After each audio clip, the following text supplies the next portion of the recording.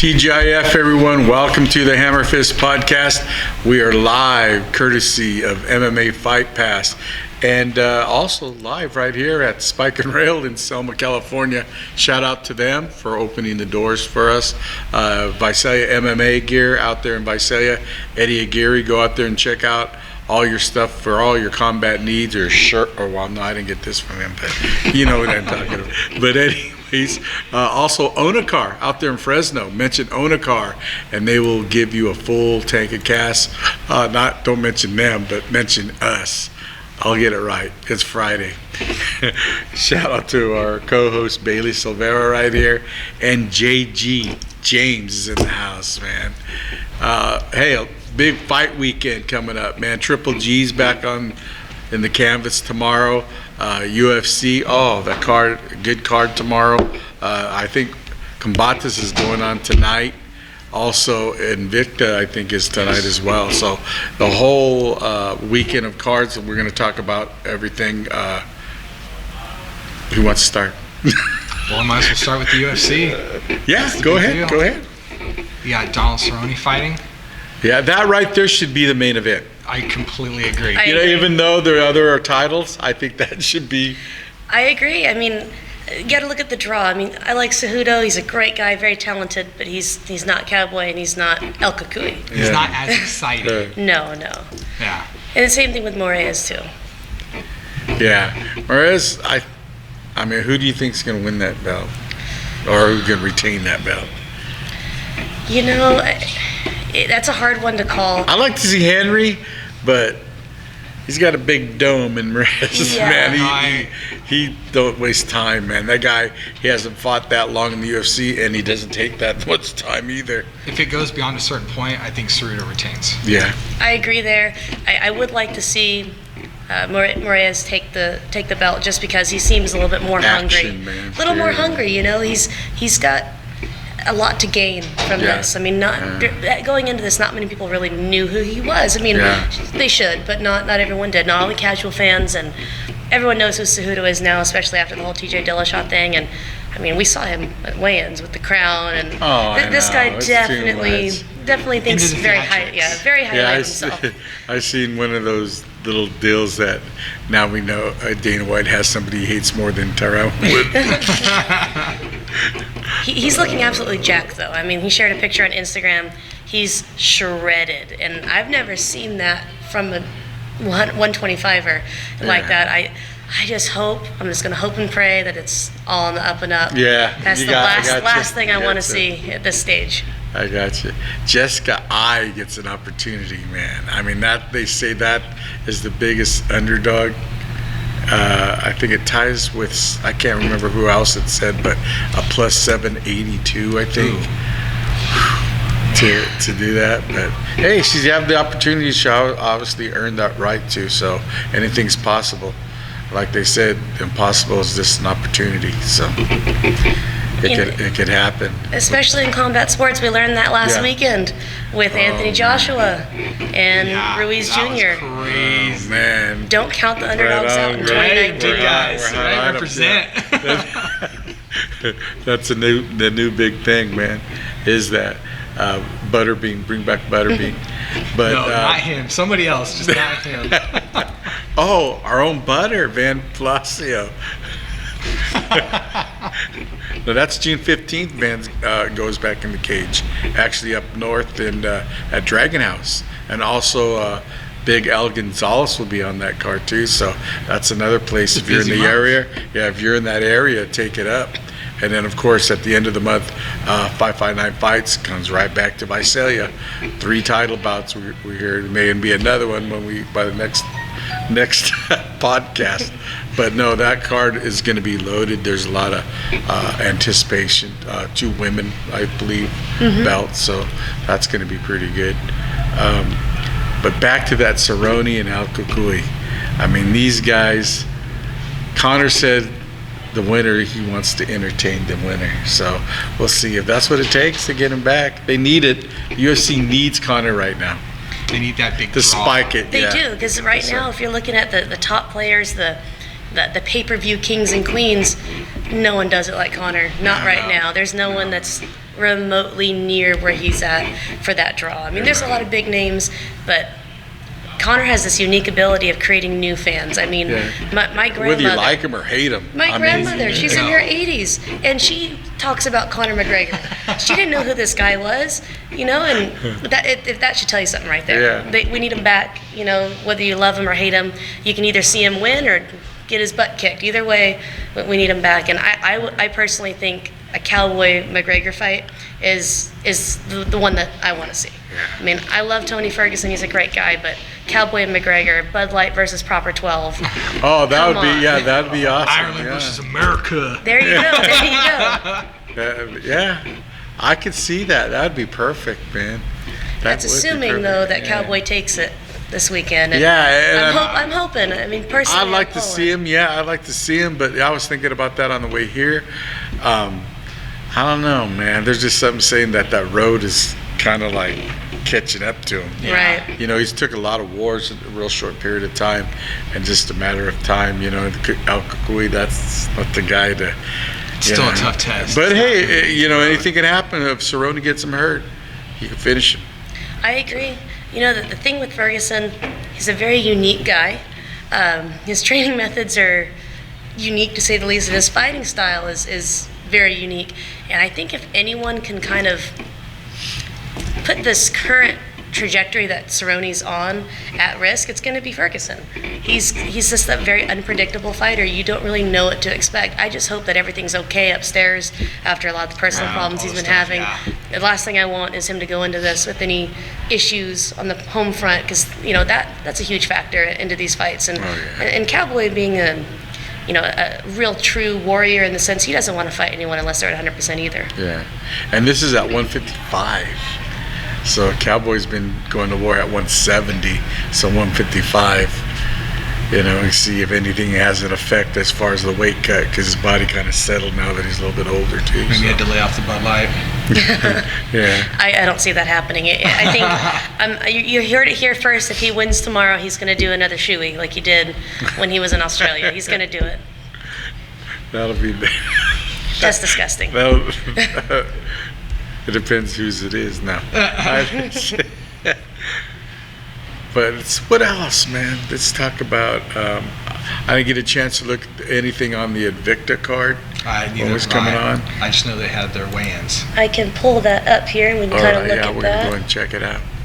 See what's going on in Invicta. You know, people sleep on Invicta, but there's a lot of amazing action. Girls, man, that's the place. Let's see. Here's the fight card here. So a lot of the ladies in the UFC got their start. Yeah. And it's a great card. And you know, Shannon Knapp, you got to commend her. She stepped in and put this together when no one was giving the ladies the time of day. And it's a great promotion. It's going to be a good event. So if we can get this pulled up here.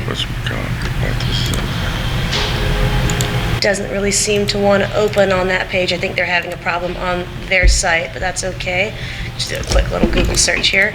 So with Invicta, you know, I think the biggest draw to Invicta is obviously some of the big name fights, but I like to see some of these ladies that have never really had the big time shows. Exposure. Yeah, the exposure from the local regional circuits kind of step up. Yeah, hopefully we can see that, because sometimes you get people in there that fight against each other. You think it's going to be an amazing match, and it turns out to just be boring. Right. Yeah. So hopefully some of these women will take that step to be able to move from Invicta onto the UFC. Right, and you know that's one of those things. There's a lot of venues that we look at as the kind of B league to the UFC, but I look at it as a feeding ground. That's where we get our top prospects from, the new talent. So it looks like, we have a couple ladies that are fighting. We have Valerie Wong versus Genia Gooden, Caitlin Young, which I believe, she's got a pretty good career there, against Faith McMaw. Kanako, Murado versus Liana Perosin. Katharina Leher versus Lisa Spangler. Chelsea Chandler, who's been on an absolute tear recently, against Brittany Victoria. Is that the talk show host? No. It's someone else. Alicia Zapatella versus Viviane Pereira. Deanna Bennett against Karina Rodriguez, and Kelly D'Angelo versus Jillian DeCourcy. And these Invicta ladies have been on a roll. The last one with Brianna the Bull Van Buren, that tournament. Yeah. I've been a fan of hers for years now. Yeah, she's fought several times at Tachi. And then under, what's his name, from up north, that Ant Dog. I can't think of his actual name, but that camp right there, they produce a lot of good guys, a lot of good fighters out of that camp. And she came in after being off for a while and kind of went in tear on that fight. She just went through that little tournament thing like nothing. Oh, yeah. She didn't care who she fought. She picked the hardest girl and went after him every round. And then, there's one of the ladies, I can't seem to recall her name at this moment. She's from Syndicate. She's a training partner of Roxanne Modafferi, and Brianna ran through her, and she's very talented. But that lady, that woman, I wish she was in the UFC. I think she could really put some of these ladies on a test. She's one of those talented ladies. I think she will. I think so. With a great performance here, that could be the next step. Right, and I think that's kind of what we're looking at with some of the folks on the Invicta FC 35 card. There's eyeballs on them, and hopefully we can see them kind of get the call up. And in the boxing world, Triple G comes in on the Zone tomorrow against Rolls. So, do you know anything about rolls? I know nothing. Not dinner rolls, but yeah, I know about dinner rolls. Yeah, sushi rolls.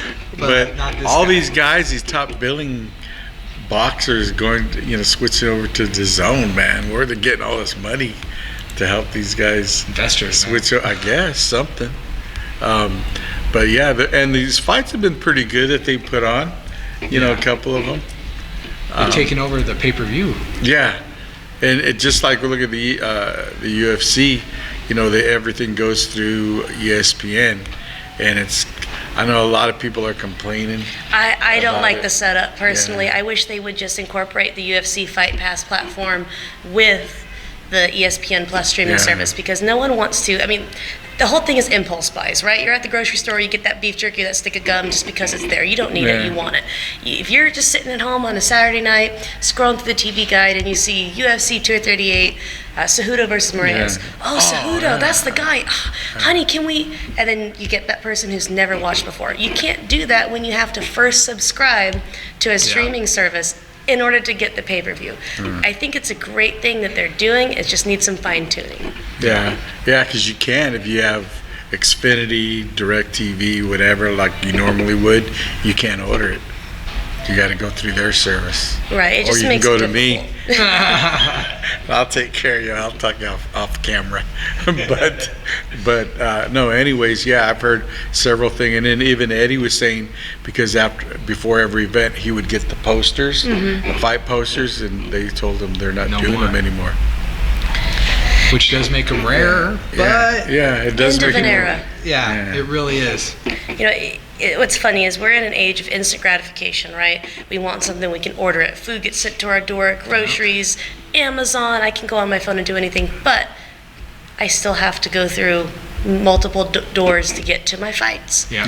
And I think that's frustrating. And I read an article the other day that the last pay-per-view was something like 200,000 buys, that's pre-Zuffa numbers right there. That's scary low. That's early Zuffa numbers. That's scary low right there. Yeah, a lot of people are frustrated, and what do you do? You just wait for then you hear about the highlights. No, I think the way they're going to turn it around is the conspiracy theorist in me is saying that Conor retired, Conor's gone. Oh, do the ESPN Plus deal. Oh, it's not doing too well. Let's bring our boy Conor back, and we'll do. Oh, well, this event, no pay-per-view. All the new ESPN Plus customers will have access for free. If they're smart, listen up, Dana. I have some ideas. And what's sad is these fights that they've had lately have been some good fights on there. Oh yeah, where they should have got better numbers. They're real close fights, action packed. Not just the co-main, but the main event too. So, yeah, it's kind of sad to see that they're not getting those numbers. The cards have been great too. Yeah. I mean, like tomorrow night, for example, we have Cowboy versus Ferguson. We have Jessica I versus Shevchenko, and then we have Cejudo and Moraes. Those are three great fights that could easily headline their own events. Yeah. All three of them, and I hope that they can turn it around because I want the world to see those fights tomorrow. I want everyone to be talking about it. It's going to be exciting, and I just hope that people can get over the whole ESPN Plus hurdle for that. Yeah, that's. Oh, wow. You guys talk about fighters retiring and whatnot. Yeah. What's up with Uriah Faber coming out of retirement? Oh, he has a kid. That's why. There was a thing about it that said that, it was kind of a financial decision. He could go and get investors for his business. He said on one of the podcasts, he said, I can go get investors, or I could just take one fight and make that amount in one fight. And I think, Uriah is one of those guys, he hasn't stopped training. No. Yeah, he does. And he even said when he originally retired, this is just a moment. I can come back anytime if I get the itch, and if it's right. I just hope that we don't see what I like to affectionately call aging fighter syndrome. Yeah. Yes. I just hope he looks like the California kid and not the California elder. Yeah. That would not be. Yeah, and he's been having excellent opportunity to fight in his backyard Right, there. and I think he pulls it off. I've seen him fight for a long time. I think he does well in his return. I don't think we have to worry too much. Especially with who he trains with. Right. Great.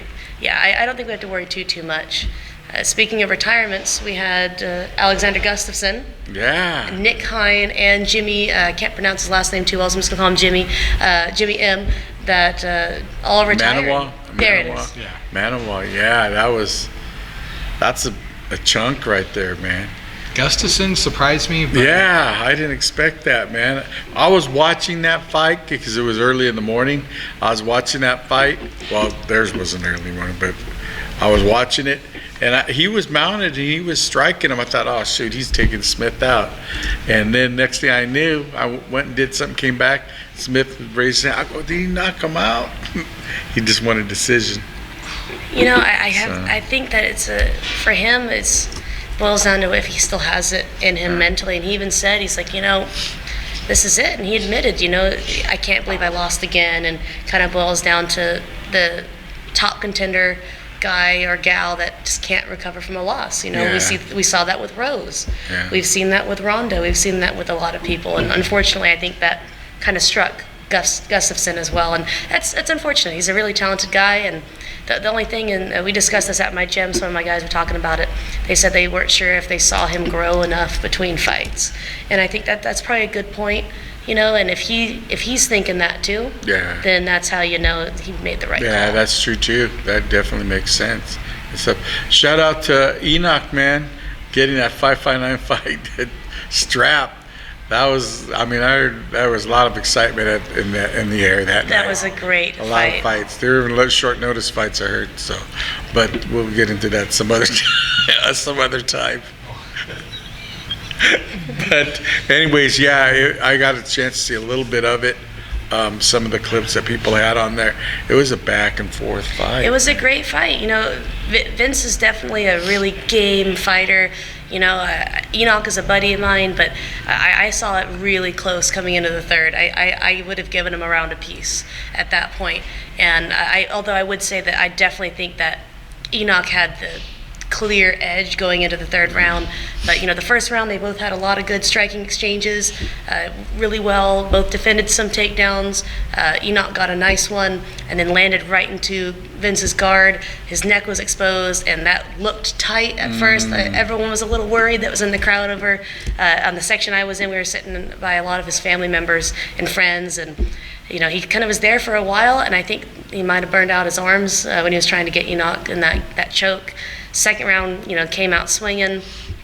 Enoch landed in guard or in mount and didn't really do a ton with it. He was doing some. I think he could have probably done a little bit more. Round ended. You got 2-minute rounds. You can't really do a ton of damage. Third round came out again. I'd say that Enoch had the advantage with the striking, and then Vince got this incredible takedown. This throw. It was beautiful. It was solid, and went to the fence, and then Enoch was able to recover, and he had a moment of pure adrenaline and was pounding his chest, and it was very, very exciting to watch. I think it was a great fight, and I think that there will be a rematch in the future, and I think that's going to be an incredible fight. Yeah, I heard that Vince took a big hit on that weight cut on there, coming from where he was, and then the fight at 55 or 45. It kind of had a big impact.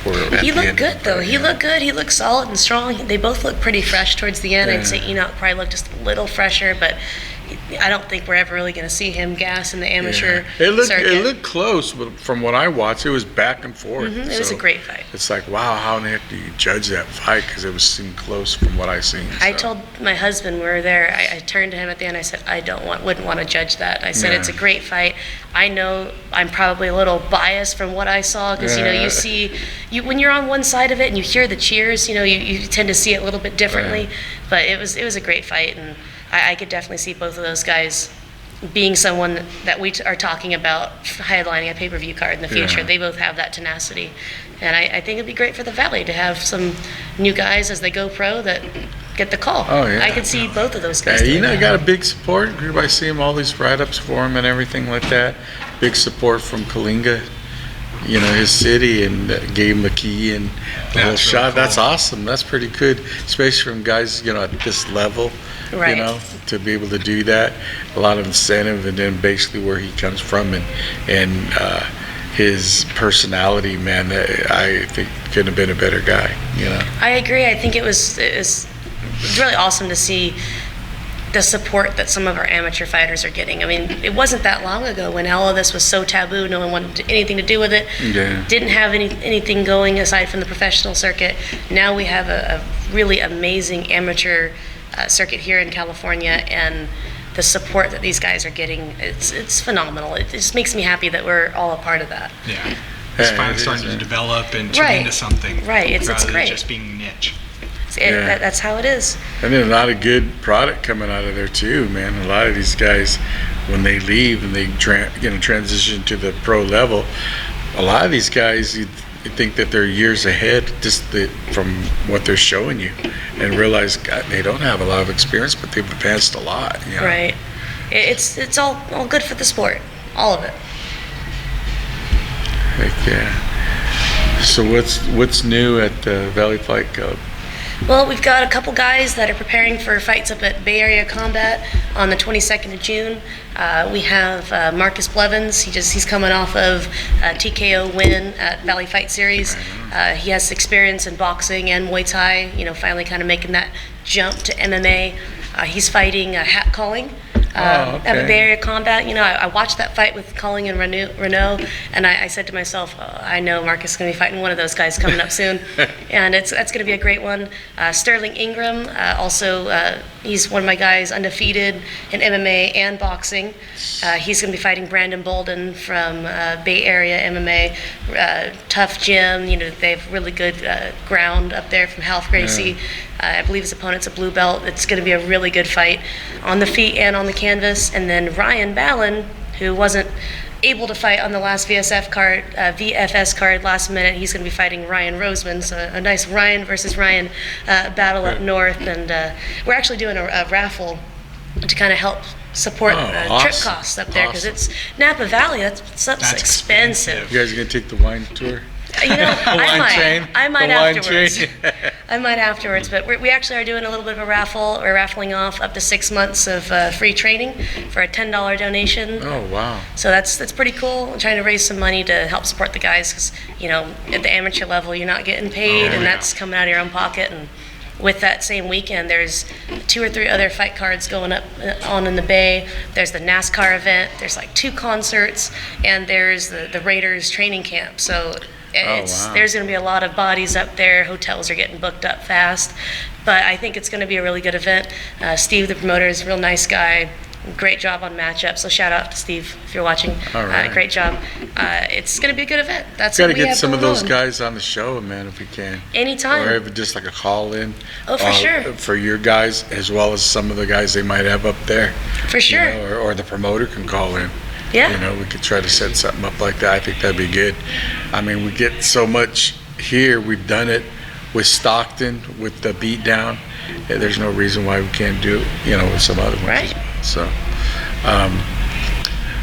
what are you thinking? What's your mind going to be on this weekend as far as for fights? The attention more to the UFC? More UFC than anything.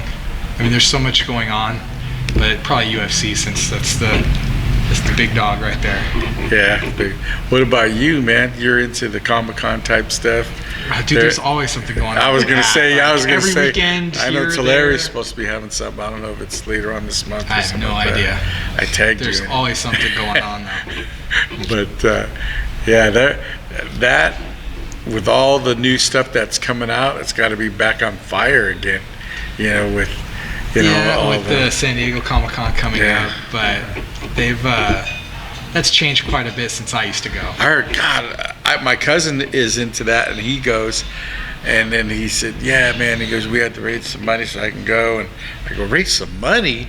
I go, well, how much does it cost? GoFundMe? And he told me, and he goes, I go, that's how much it costs to go in there.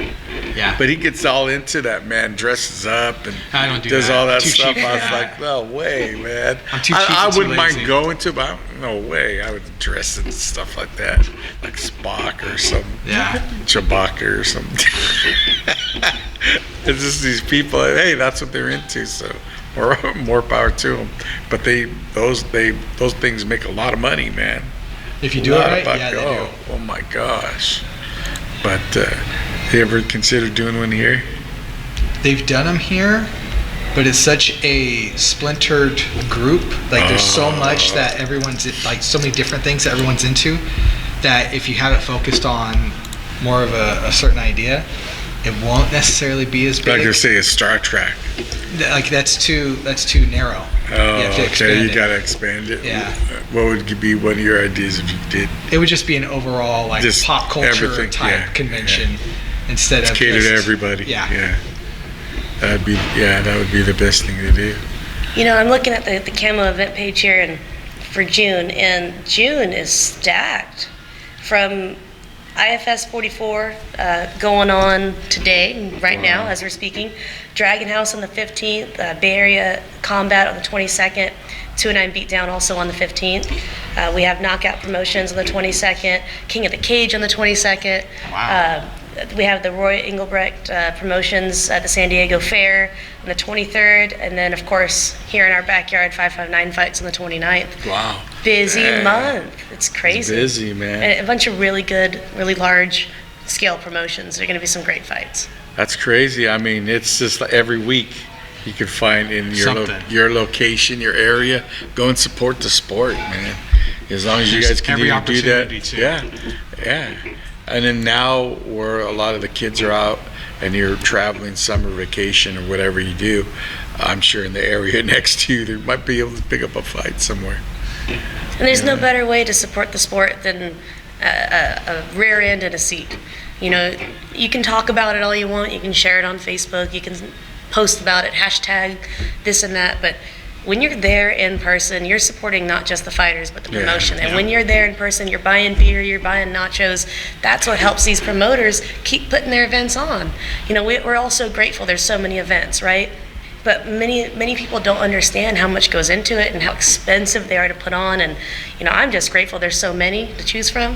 But you know, I always encourage people. I'm like, you know, even if it's not your thing, if you're Yeah. more of a boxing person or a jiu-jitsu or a Muay Thai person, just go watch some fights. Go support them all. Yeah.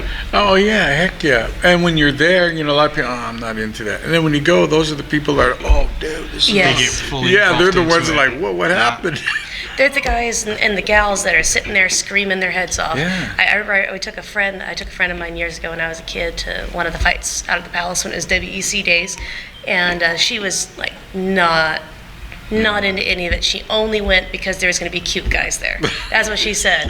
That's and there. we went, and oh man, by the end of the night, she was screaming, ground and pound, top of her lungs, Get a lifelong body fan. bag. Exactly, lifelong fan.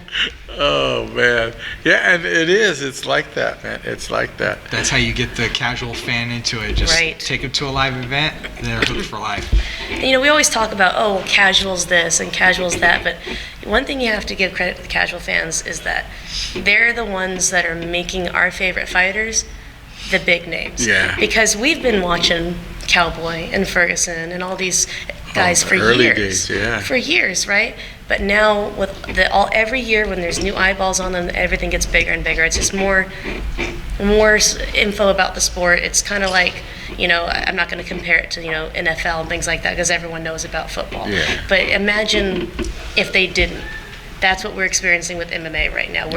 Everyone's starting to get it. It's starting to become a lot more mainstream. And where a lot of people don't like that, I think it's great because it gives us a lot of room to grow. And that's why we have, 7 events here in California this month. Wow. It's nuts. It's great, but it's also kind of mind-blowing when you think about it. And back to Tony Ferguson, that he is actually a pure combat champion. Yeah. Yeah. So, someone in our own backyard has helped produce a champion who ended up going to the UFC and been really successful. Actually, a lot from that organization has. So that's pretty cool. That was the last belt he got. Yeah. Was from them. El Cucuy. That's going to be a good one. Now, you have Alex Perez, who's in the UFC, local guy. Who else do you think, at least maybe amateur, that you could see being at that top level? Paul Elizondo.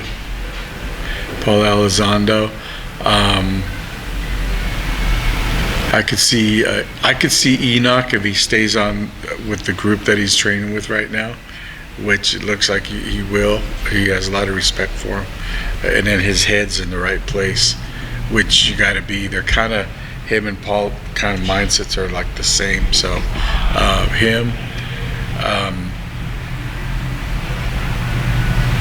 I could see Vince do it, but there might be a little temptation somewhere else too. But if he has the ability and the athletic, that word, to be able to be successful.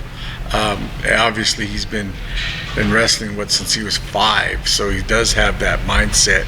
And I think it's just a lot of outside temptation that might get him off. Right. But who knows? That's like that for anybody. Right? Yeah, it is. But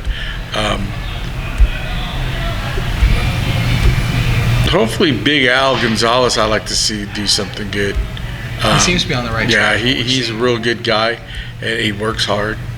I think he could do something good, see what happens out there and drag. He needs a victory just to get him settled into knowing he's on that right track, and it's a good possibility that'll happen. I could see Maritza, who was on the show a couple weeks ago. The girl, yeah. I think she could really give some of those gals some trouble. Cat too. Cat as well, yes. Yeah. They're both incredibly talented and well-rounded. And especially when you're talking women's MMA, you have to be well-rounded. Yeah, I forgot all about Maritza, man. 2018 Amateur Fighter of the Year, MMA Fight Pass. No, yeah, she is. I've seen some video, YouTube her. Oh, it's impressive. Yeah, and she's got the look, she's got the personality too, which everything, a whole package type deal. And she likes to fight. So And that's important. You would think that it's crazy that the attribute likes to fight is something that we throw around with fighters, but it really boils down to it. When you're looking at the people that are getting that call upstairs to the UFC or to some of the other pro realms, you got to be able to market yourself while you're in a fight. No one wants to see the boring fights, right? Yeah. No one wants to see that kind of mindset, especially with new people coming into the UFC and the big promotions. And I think that the willingness to fight and just either stand and bang or just wherever the fight goes to be able to grind it out, that's not something that every fighter has. Yeah. And unfortunately, that's something that almost every fighter loses when they're getting towards the end of their career. Not all of them, but some of them. And I think we have in the Valley right now, we have a lot of hungry amateurs that have that, and I really hope that continues with them as they go pro, and we see a lot of these folks get that call. It would be great just to see that. what do you think would be a good, not even, let's see. I'm looking there, that Maritza fight coming up. I'm looking forward to that one, to actually see her in person and fight, you know, and to see how she's improved from where she was when she got that strap, and then as Cat as well too, because that was a close fight. Her winning her title, that was kind of a close fight too. So I'm looking forward to those women, and they're going to be here in Visalia on this month, June 29th, at the Visalia Convention Center. So mark that date. It's the end of the month, and that card, I guess, it's still being built. There's still some openings possibility, I think, 55ers, 45ers, something like that. But they never disappoint. That card's always a solid promotion. Let's see what else we can cover. So where do those fighters go fight? It's pro. There's no pro show space. Yeah, what's up with heard anything from TPF? TPF, I understand from a bird. I know there should be in November. I don't know if it's something sooner than that, but they haven't announced anything. But they will have, I think, a couple of events this year. I A think pro so. and an AMI on this flag. And But TPF is definitely one of those that people forget about, that there's been a lot of those UFC caliber fighters and All come UFC through vets here. that have come from Lemoore, come from Tachi, and I think that's a great venue. I mean, we've worked closely with them with my pro fighters, and you know, Richard and Jacob are just excellent matchmakers, really nice guys that just want the best for your fighters. And Yeah. aside from that too, when you're a pro, you got to look at the paycheck side, and they pay pretty well too. And I think a lot of the amateurs in this area are really lucky to have them in their backyard. You know, you obviously have the LFA, and you have, you know, now we have Combate Americas, and we Yeah. have, you know, all of these other smaller professional organizations on the road to like the Bellator and the PFL and the UFC. But, you know, TPF is definitely one of the ones that I think everyone needs to experience in the state. They should. It has a lot of history. It's a great promotion, and you know, when you have a fight from the Palace on your resume, that you're going to be taken seriously. Yeah. Because there's no easy fights. It's going to be a tough fight. yeah, definitely, man. And you know, summer's coming, and you know, they have something during the summer. You know, they have a place to stay there. Where years past, you kind of had to go somewhere else. Now they even have gas there for almost out. So they're full they make outlet now. It's awesome. they make it convenient for just to go there. Because I remember people, God, I got to save $10 for what? I got to get gas when I leave here. Now we can go there and it's actually save money buying the gas. Cheaper. So, That's amazing. It is. I go there at least once a month, full up my car. My husband and I fill up our vehicles out there too. He actually works out there in the cabinet shop, so rotate. he's always filling his truck up out there. But you know, aside from the Palace, there's not a ton locally. There's a lot of good shows throughout the state. Yeah. Dragon House is a great one too. I've had fighters fight in that event Yeah. before. You know, it's a really good one, but it's That's a little something we far. need to go to. I've never been to. I've heard, and I know quite a bit of fighters that have fought, but we've never went out and covered an event out there.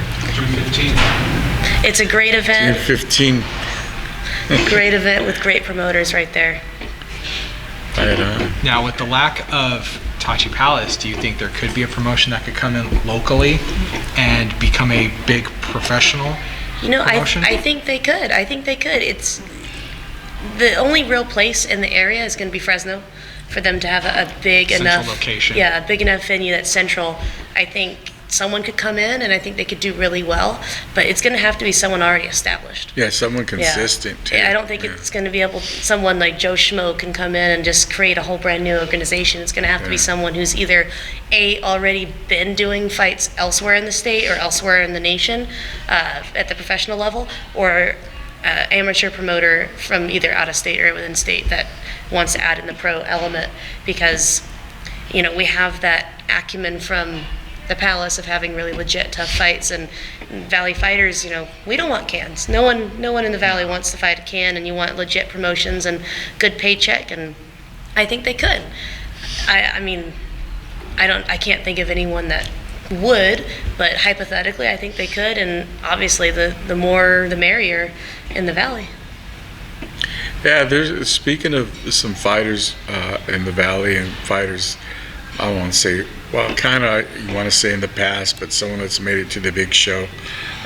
Someone's making a little bit noise behind the scenes right now and has a real itch to start training again, and they're going to start him off real slow. Is Big LeVar Johnson? Ah, Yeah, he's itching. He's itching, and I bet. he wants to go and put in some work with Cormier in his camp now, and he wants to entertain bare knuckle fighting. Ooh.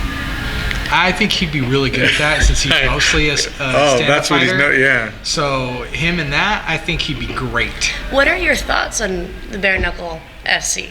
I mean, it's real mixed reviews. You know, there you have one organization that's shady, that Yeah. hadn't paid anybody. And then you have the one, the Bare Knuckle Fighting Championships, who actually is producing good quality fights, where all the big names, Malinaji's coming in, and then what's the name, Connor's buddy's going to be Oh, fighting. the GOAT, Artem Lobov. Yeah, The GOAT. that's gonna be on there.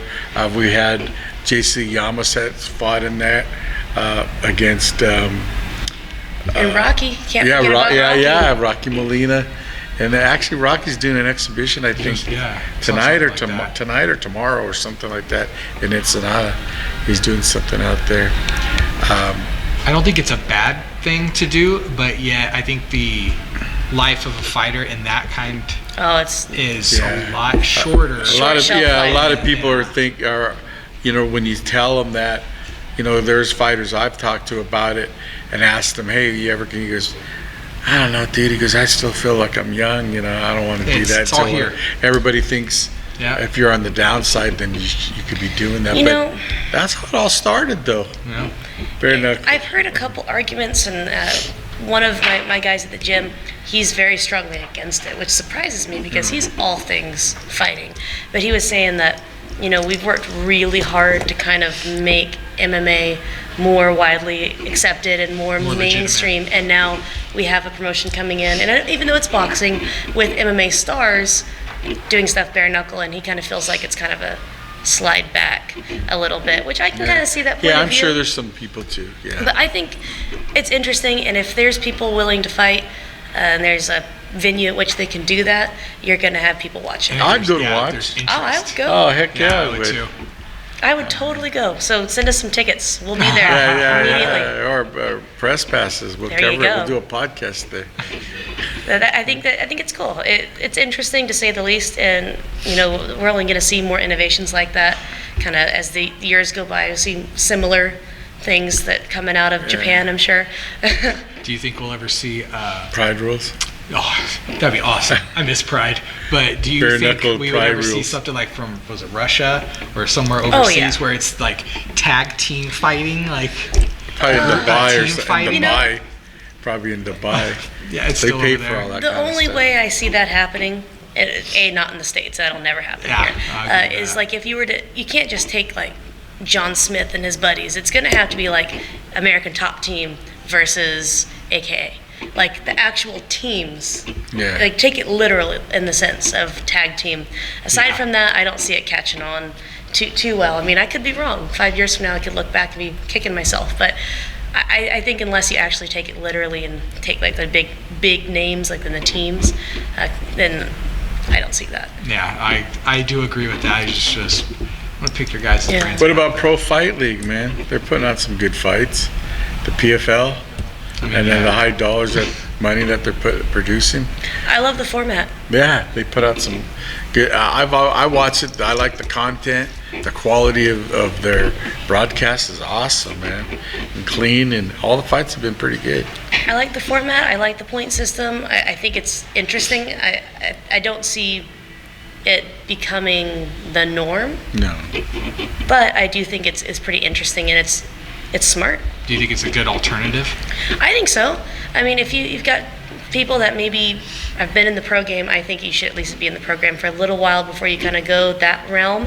But if you're going to go that realm and you prove yourself, maybe you're the winner, the season winner, or you come up pretty close, I can see some of the bigger names calling you up, and I think it's a smart move. And any time where a pro fighter can get paid well and treated well, I'm all for it. Yeah.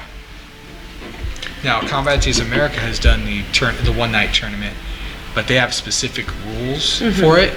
Do you think, could you see the UFC maybe doing something like that for a vacant title, or do you think they're just going to stick with the interim titles and then unify them later on? They should. I think it would be beneficial for them to do that. I agree you know? with Chris. I think they because should. everybody's tired of the interim stuff. Every time you say it, they're like, oh, here we go again. You know. How many champions in that weight division are there? Yeah. The whole idea is to have one champion on one night, not a group of guys and they'll never fight each other. Yeah. You know. And You know- combatas, you get those people that people talk about, they end up fighting. Yeah. That's what's so good about them. The thing with the interim title, I understand the concept. I understand it makes sense why they brought it in. But I think they're overdoing it. It's too completely much. agree. Yeah. Especially when we're circling back to the casuals, right? The casual fans can't keep up with that. You're right. And I mean, I'm a hardcore fan, and it's kind of hard to keep up with. I wish they'd bring back a tournament style format. Oh, yeah. but At least try it one time just for the even like reaction. a 4-man tournament, you know, you Yeah. could put like Even easier. That would be Khabib, a lot easier. McGregor, Cowboy, and Ferguson. Tell me that wouldn't just That's stacked. right. Yeah, that would be a big. I think that would be a Poirier big fight in there, pay-per-view. man. Oh yeah. That'd be legit. Oh, heck yeah.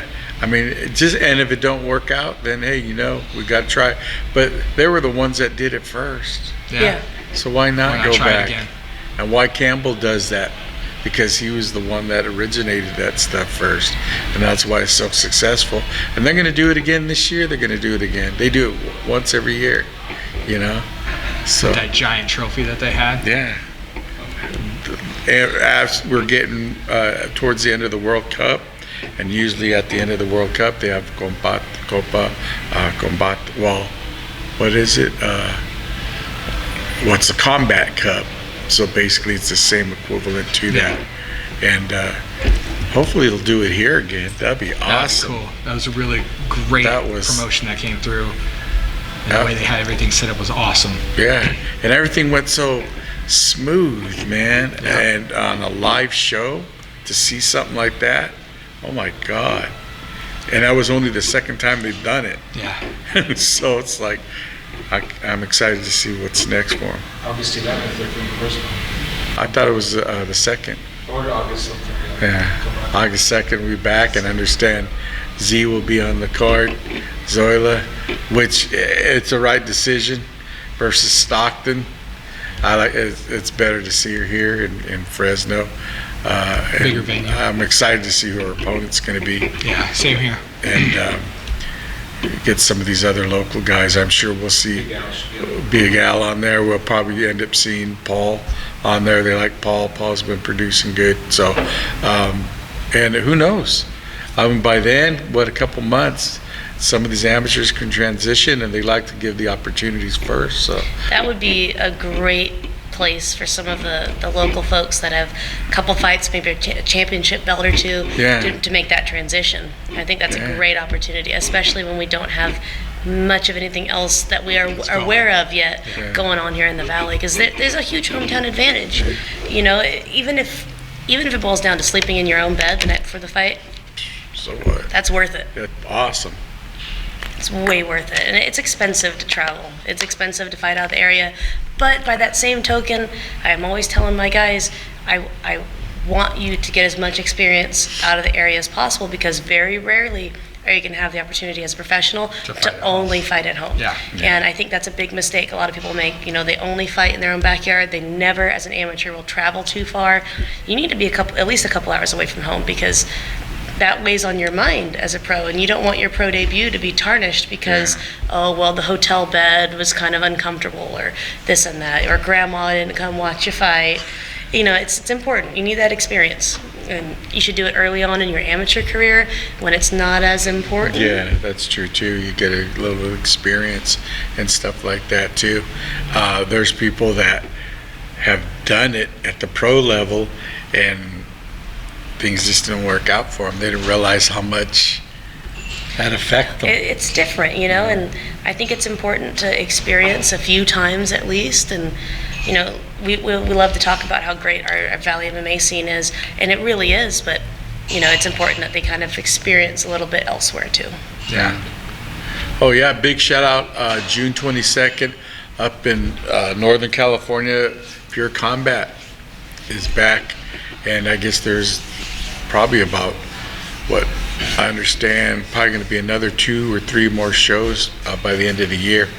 Another casino is going to be wrapped up pretty soon. So shout out to Al Jocelyn and Pure Combat. 22nd, producer was talking about going up there. You still anything on your mind about that? Yeah, we're headed there. I need to get an appointment with Justin. Yeah, we should be able to go. Give it Al. I'm sure Bailey would love to go check it out. She knows Al. We go way back with Al and the original Pure Combat days, and unfortunately, I would totally be at his show, but we've got the guys fighting at Bay Area Combat that same day. I know, same day. But I'm hoping that the next one we can get someone on the card. If not, come out and show our support, because Al's a great guy, and people don't really realize the kind of stuff that he had to go through with the Valley MMA scene, and I'm glad to see it happening for him. Yeah, he definitely paid his dues. One guy out there, that promoter, that all the promoters work, but this guy puts in work. I know, because I've been next to him out there in the highways putting stuff up, and not just that, other things, man. I mean, cages and all that kind of stuff like that too. So he's one, he don't cut corners, man, and if you take care of him, he'll take care of you. He is one of those type of guys, for real. So I think shout out to Big Al. I think most of the promoters here in the Valley, if not all of them, are really genuine folks that work hard for it and really want the best for fighters, and that's really important. I wish I could say the same about horror stories I've heard from out of state. Yeah. I've heard some things in other states that, it's understandable why they don't have the kind of growth that we have here in the Valley or even in our state.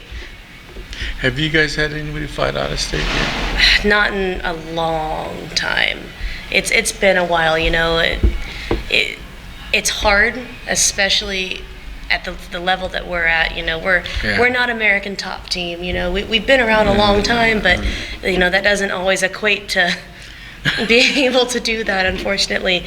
I hope to, with one of my pros, Diamond Templeton, once he gets back into competition after a little layoff, that we'll do a couple around here. Obviously, we fought for Tachi and for Dragon House, and we want to do that again, and a couple other pro shows, maybe get him on Combates, stuff like that moving forward, because he's a very talented guy. But I'd love to get him at least one out-of-state fight, but to get him that experience that we discussed. So contact Al, because he's doing one out of town. For sure. Yeah, we've Oregon talked. Or something like that. We've talked in the past. Unfortunately, we haven't really been able to line anything up. How it is with the life of a fighter and the life of a promoter, and that doesn't always sync up. But Al's a great guy, and he's given Diamond a ton of opportunities in the past too, as an amateur too, and I think we'll sync up in the future for sure. Good deal. Now, as somebody who is part of a gym, how often do you see, you see a certain fighter, you see all this potential, but how often do you see a fighter with great potential completely screw it up? It happens, man. That's a good question. It's a great question. It's a painful answer, unfortunately. It happens all too often, and 98% of the time it happens before their first fight. I can't tell you how many guys and gals come in, put in the hard work, and then one or two little decisions, and it's downhill. I think the thing is that a lot of people don't realize is exactly how much hard work goes into it outside of the gym. You can only be at the gym a certain number of times out of the week, a certain amount of hours, but you have to put in that road work at home, in the kitchen, in your love life, and that's huge, huge, huge. Getting that support from your spouse and from your family, and then work too. It's the biggest issue I see. We'll have a young guy or young gal come in, they start working, I want to fight. And if I had a nickel for every time I heard that, we would be at the Ritz-Carlton right now doing this podcast. But, it's really, more often than not, we invite them into camp. They start, when we have a fight camp for someone coming up, and it's either A, too much, or the time commitment is something they didn't realize they needed to make. And it hurts when you see these folks with that potential that you discussed that are unwilling to make that adjustment. You know, luckily the crew I have now they put in more work than I think I even realize that they do, you know, outside of the gym. But, you know, in terms of poor decisions, we've seen it happen where it's someone with a ton, and I'm not going to speak on names or anything like that, but a ton of potential could definitely be at that UFC level, and poor decisions were made. And we've seen it happen with male fighters and female fighters. And I think the thing with the female fighters is the urge to start a family becomes really, really tempting, and it's understandable, you know, and there's nothing against that, but it's obvious that that's going to cause a delay in your career.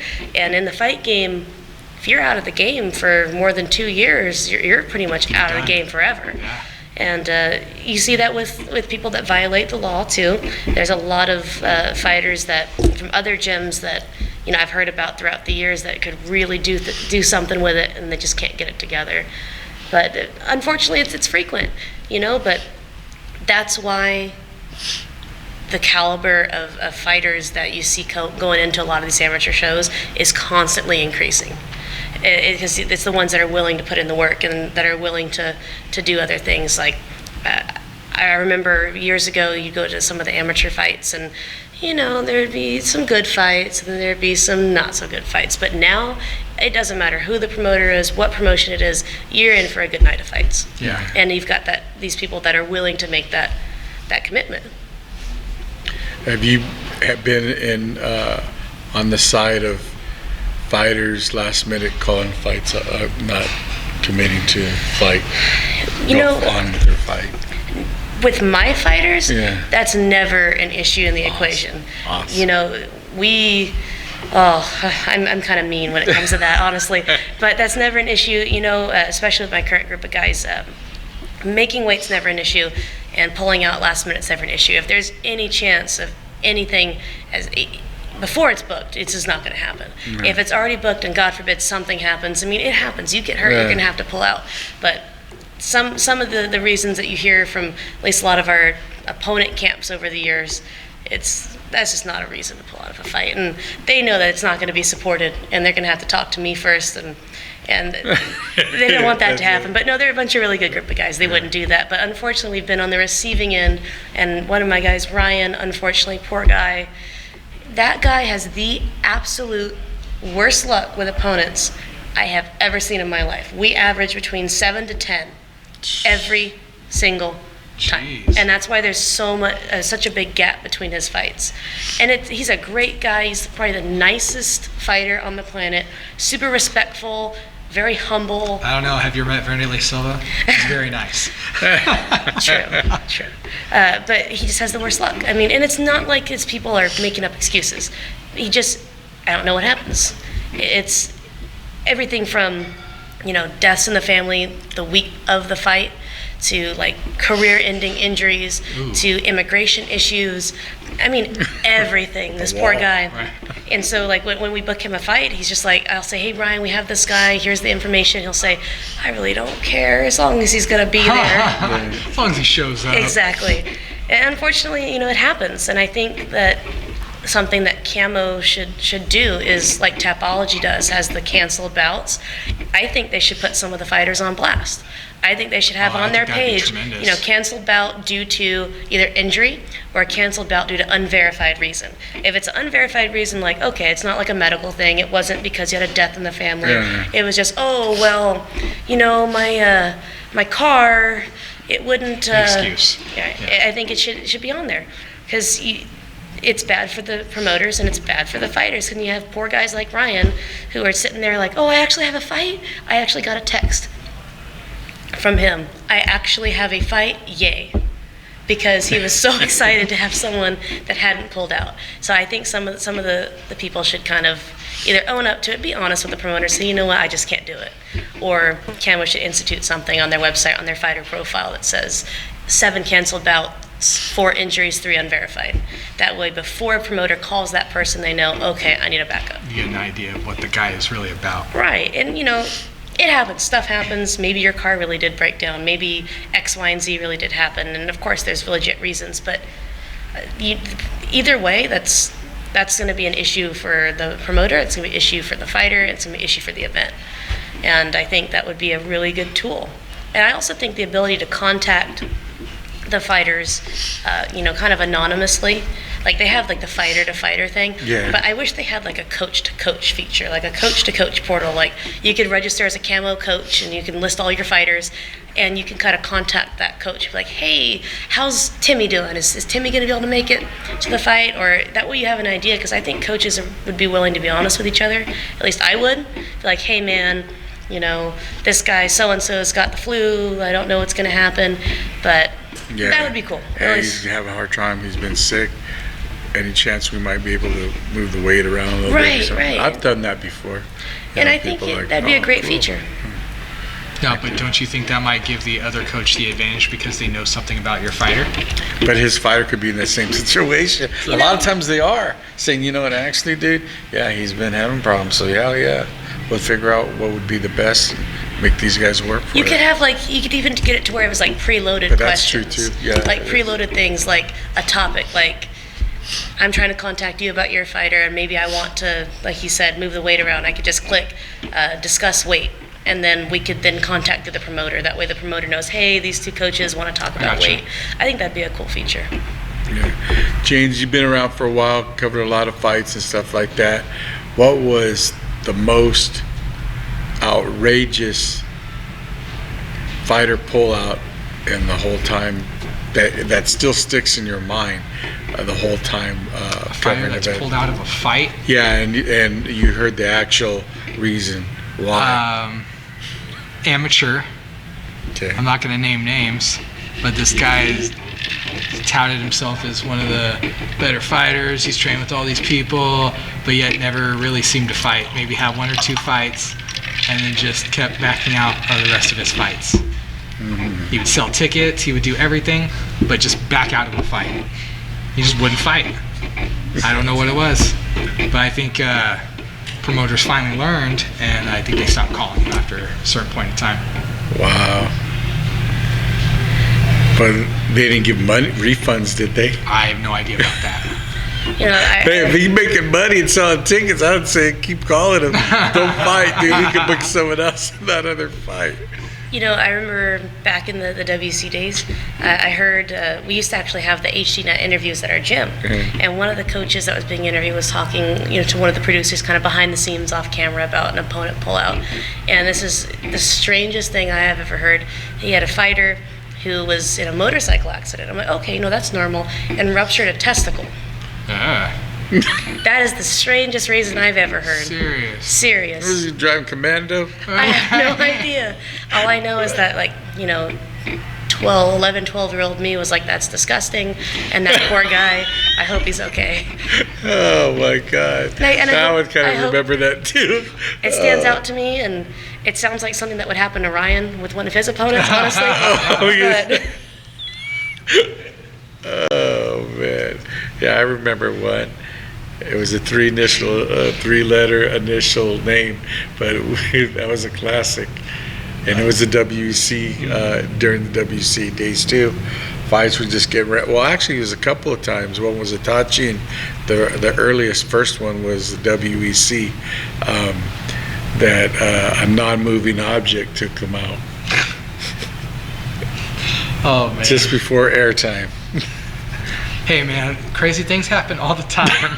Some we can discuss in private, some we can't really talk about. Yeah, we'll just leave it there. Those that have been around might know. But anyways, let's see what else. What are here at Tachi? What are one of the most epic fights that you've seen in person that still sticks in your mind today? It doesn't have to be current. It could be any promotion or Tachi specific? Well, yeah, Tachi. Because Bellator's had a fight at Tachi, WEC. Well, Tachi, Tachi it doesn't have to be Tachi Palace. No, it could be there at Tachi. Is it Jamie? Jamie Hara I remember that one. versus Spirit Wolf. Yeah. That was a war. Yeah, he's sitting in the That was end, one side nuts. of the cage, all bloody Yeah. and everything. I took that picture. That was, to me, one of the craziest fights I've ever seen there. I remember the Rhino was fighting out there at WEC, and it was absolute war, and the fans thought so too, and decided to rip chairs and start the brawl out in the stands, and it's not the craziest fight in the ring, but that was the craziest Outside. fight in the stands I'd ever seen, and so much so that the fighters actually stopped for like a split second and kind of looked to see what was going on out in the stands. I remember that one, kind of touching on Mine that was, subject. I think, it was the first Olaf versus Olaf Olafsson. Polakovsky. Yeah. The first time, round one. That was the most bloodiest. That was a good bloodiest fight. That was awesome. I'll never forget that. And Stephen Quadros was sitting right next to me. We became blood brothers that night. I was sitting cage side, and I had like 100 shirts we threw out that night, and they were just soaked. Randy Couture goes, "Hey man, can I get one of those shirts for me?" Heck yeah, like that. But no, that was an awesome night. There was a lot of good fights that night, but that was one that I still remember. That was pooh. And also Doug and Lamar Johnson fought that night. And, That was a good one too. yeah, that one. That was the craziest in-cage fight. Like, not craziest in like, oh, it was bloody, but the most random thing you thought you would ever see in a fight. For me, Okay, it was go the ahead. Tachi Palace fights. It was heavyweights. And they don't really have heavyweights at Tachi Palace. They do once in a while, but this dude in the middle of, I want to say the first round, was like, timeout. And they gave it to him. They're like, all right, let's take a second, wait for him to catch his breath. And then they got back to fighting. I may have seen this guy fight twice there, but that was it. And I was like, I can't believe they just called the timeout right now in the middle of the round. All right. But now I've seen everything, just about. Back to the WEC days at Tachi. All my stories seem to go there. Back in the Renegade days. There was a fight, and this guy got his cup fell out of his shorts, and you probably remember it, like 9 times in the fight. And I don't remember who it was. I just remember like 9 times his cup fell out of his shorts. And the reason why, and this is a bit, I guess, vulgar, the reason why it's, such a memory is I remember my dad was sitting right next to me, and you know my dad. He says what's on his mind, and he shouts at the top of his lungs, "That's a gravy boat!"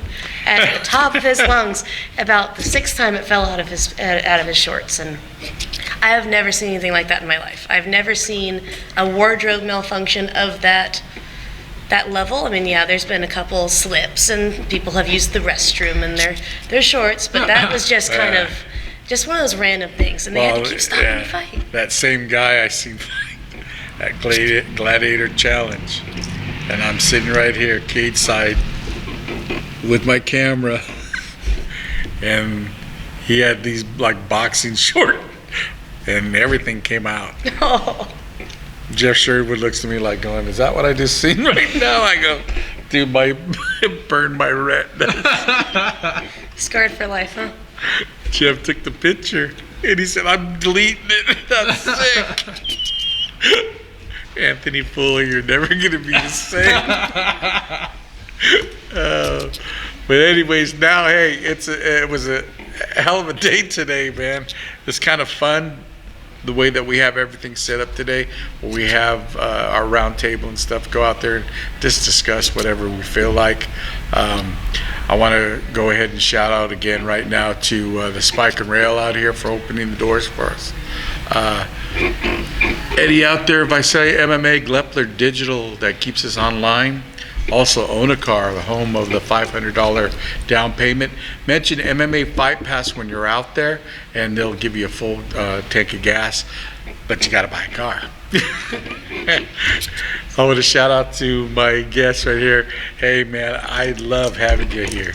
I love Bailey, being you're here. awesome, man. I love being here, Chris, and I appreciate it. And before we go, I'm gonna ask final picks for tomorrow.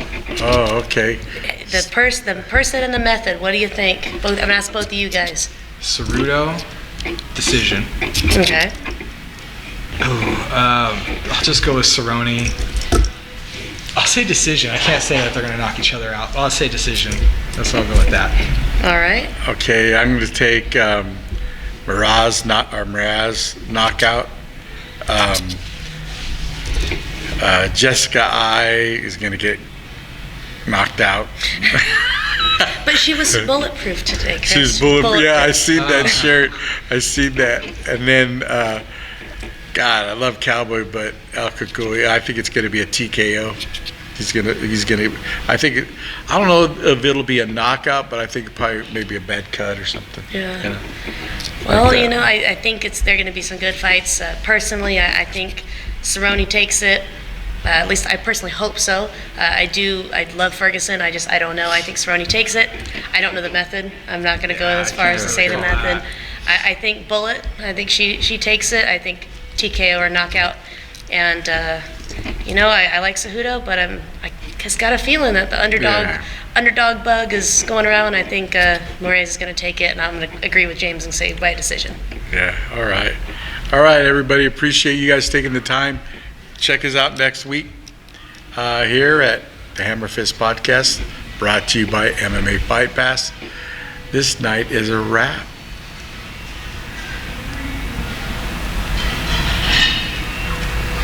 Cool. Are you still online?